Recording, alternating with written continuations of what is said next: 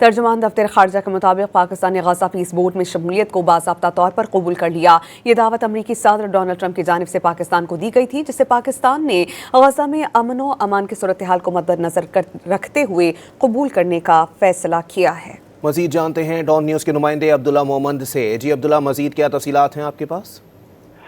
جی بالکل، ایک بڑا فیصلہ ہے۔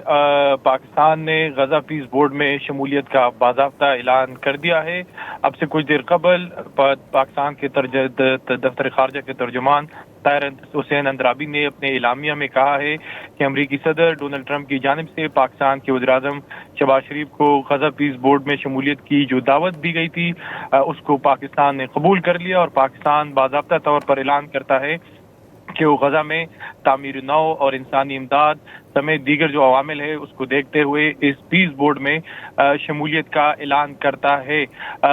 ترجمان دفتر خارجہ نے کہا کہ غزہ پیس بورڈ میں شمولیت کا باضابطہ اعلان پاکستان کی جانب سے سامنے آ گیا ہے، اور پاکستان اس فریم ورک سے غزہ میں مستقل پائربندی کی امید رکھتا ہے، جبکہ اس کے ساتھ ساتھ غزہ میں انسانی امداد کی فراہمی اور غزہ کی دوبارہ تعمیر نو کے لیے پاکستان اس فریم ورک سے امید رکھتا ہے کہ غزہ میں دوبارہ تعمیر نو ہوگی اور انسانی امداد جو ہے بر وقت اس کا حصول ہوگا، جبکہ اس کے ساتھ ساتھ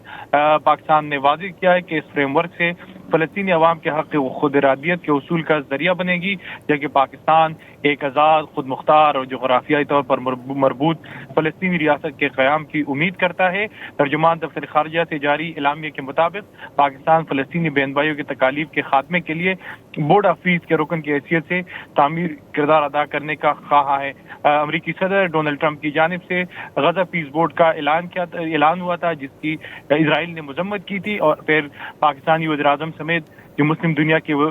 سربراہ ہیں ان کو امریکی صدر نے دعوت دی تھی کہ غزہ میں امن و امان اور اس کے ساتھ ساتھ ان کے ایڈمنسٹریشن اور دیگر